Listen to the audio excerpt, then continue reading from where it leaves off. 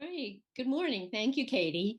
It's nice to see everyone. It's nice to see some familiar faces and as well to meet new faces. I'd like to share my journey with you, share an example of my advocacy, and then to end with some slides to kind of hopefully bring it all together. As Katie said, my migraine began in childhood. I distinctly remember as a child being very sensitive to light, noise, sound, and touch, vomiting, having excruciating head pain for several days on end, and just laying in the dark in my parents' room. The only way of my survival was just laying still and getting Phenergan suppositories.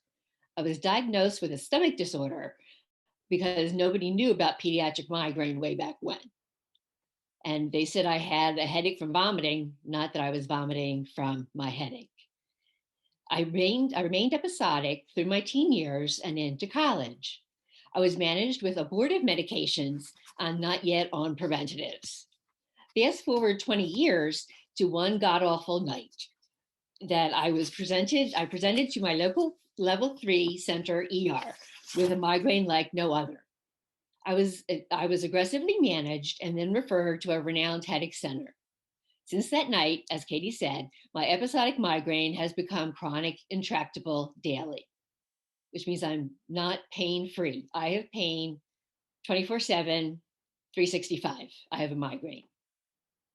Migraine has robbed me of my career, my education, continuing to run marathons, and the vision of me as a mother and as a partner. I was forced to resign from my nationally recognized CNS position to be on disability.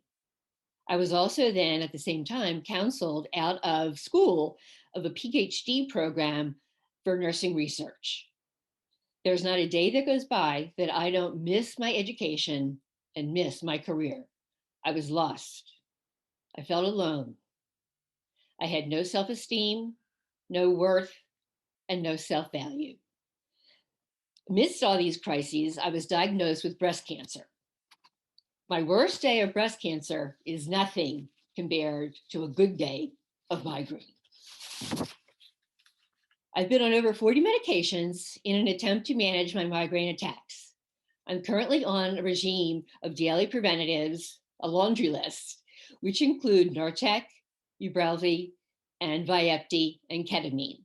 And I'm also on a myriad of abortive and rescue medications, including an electronic device. With all of these, I yet have been pain-free for any time at all. I also have two neurostimulators implanted, a supraorbital, which goes across my eyebrows, and then occipital in the back of my head, which provide me the ability to respond to signs or aura of a migraine attack. They've worked okay. They've given me some sense of life back. They've also given me the perspective that I have control over the pain. The pain does not control me. Migraine is an emotional and psychological stressor, not only for us, but our family, our support people, our loved ones, and friends. My daughter, Shelby, as a toddler, would sit at the end of the couch and ask me, Mommy, how can I help the pain go away? She also knew her way around the emergency room from my frequent visits there. My husband had to step up to the plate on many occasions. I was in the hospital at one point in time for 2 weeks every other month for about a year. So he would have to take over home responsibilities as well as childcare.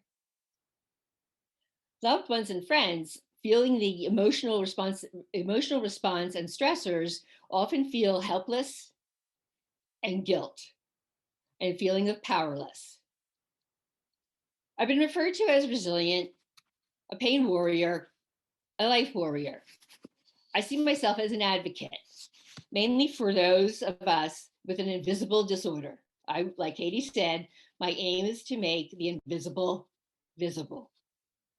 It is vital importance to me that there is research as well as attention to analyze and streamline insurance coverage, reimbursement issues, and the disability language and categorization. Research and education at all levels needs to be drastically improved if we are successfully to manage migraine disease. I'd like to share now one of my self-advocacy stories.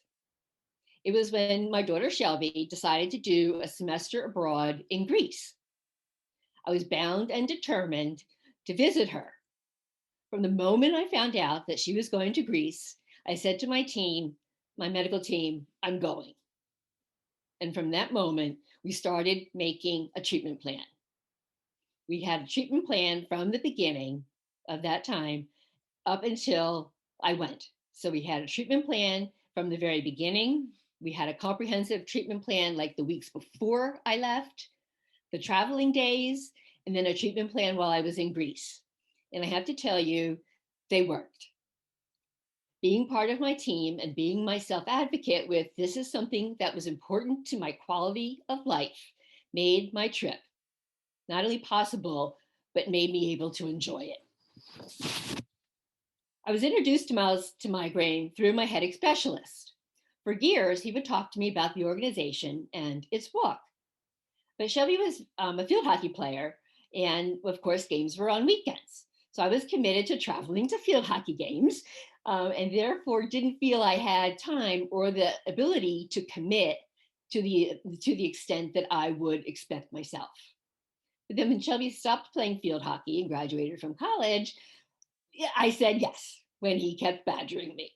He's very convincing, and he's also the president of Miles for Migraine. I have to tell you, from the moment go, I was hooked. Picking up the race packet for my first race was just amazing. The volunteers were welcoming. Our executive director was there welcoming people with open arms. And I was totally invigorated by the walk. And I've run marathons. The camaraderie, the energy, the sense of belonging felt like home. It was very overwhelming. And please look on the website for your local run, walk, relax events.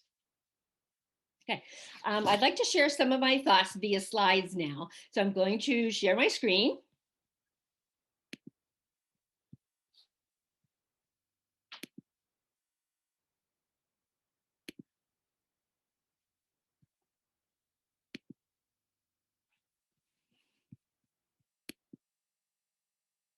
Okay, this is important to me for people to know and keep repeating to yourself.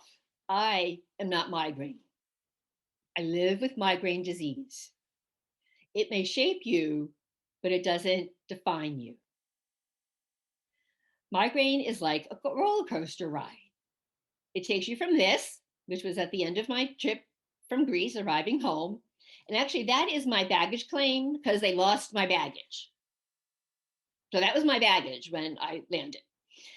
So it takes you from this to this. And we all know that with the ice packs around your head and that look in your face like when or if it's ever going to go away. Ways to become empowered. As Katie said, I'm very much into patient empowerment. And like today, you are an educated patient, therefore you are an empowered patient.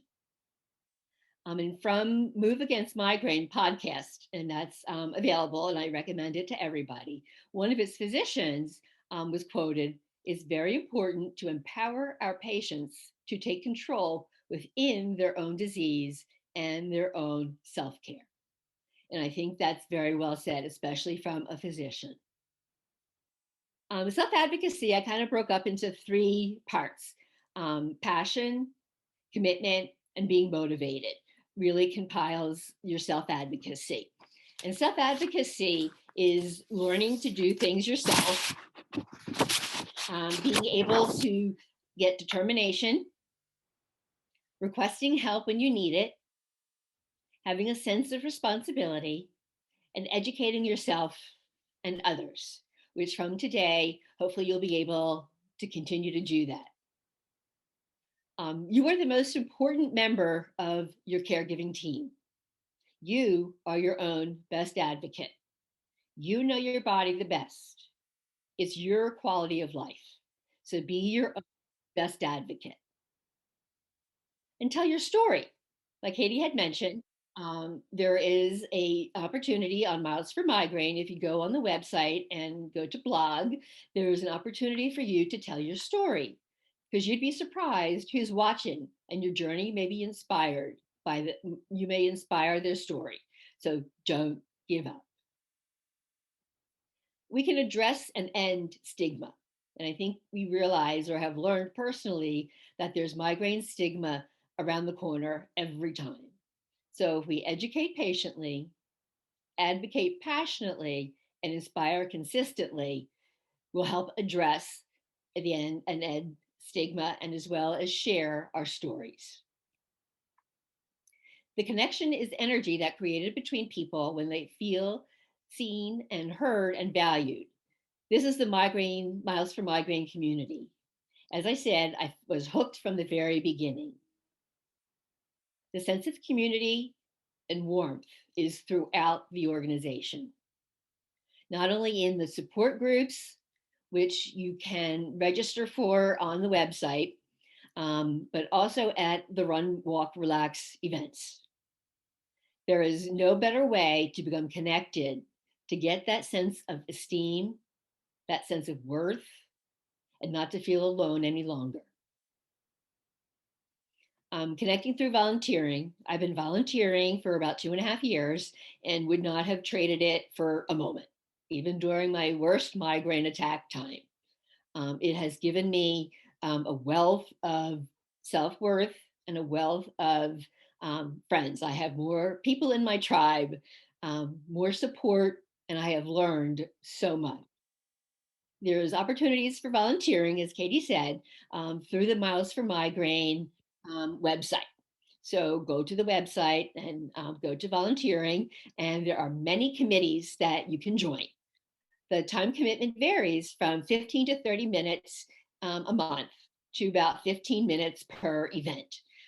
And if you're not feeling well, who better than understand than us? So there's no pressure. We're just happy to have you as a volunteer. And in closing, I've been assigned this mountain to show others it can be moved. And that's how I feel. So thank you very much. Thank you, Kelly. That was fantastic. And Kelly is a fantastic volunteer. She does many things for Miles for Migraine. And as I said, has become a dear friend to me. And that was a fantastic, amazing presentation. So thank you for all that you do. And she's right, even in our darkest days, volunteering, I think for both of us, we talk about it all the time, just gives us a light at the end of the tunnel. And our support groups we lead are in the evening Eastern time. So for any of you that are on the West Coast, I know we always say our support groups are in the evening. And I thought about that today when I was talking about it. They're at 7 p.m. Eastern time. So for those of you on the West Coast, for you, they're 4 in the afternoon. So I just wanted to make sure that all of you knew that. And so for us on the East Coast, that's 7 o'clock at night. And sometimes we are, Kelly and I talk about it, we're tired and it's 7 and it's like, oh, you know, you feel worse at the end of the day. And you know, we'll call each other, how are you feeling? Oh, but by the time we're off of our call, we feel how much better, Kelly. I mean, A lot. It's just a whole change. And seeing everybody's face, and even if they're not having a particularly good day, I think everybody in the group can share, you feel better at the end of the meeting. Just being able to be with people who understand and who can relate make the world of difference. And also there are support groups the second and fourth Saturday and Sundays. So check that out if that works for your schedule also. Correct. So we have them on the evening as well. And everyone says, love your presentation, love your slide. So we thank you very much. And thank well, thank you for all that you do. So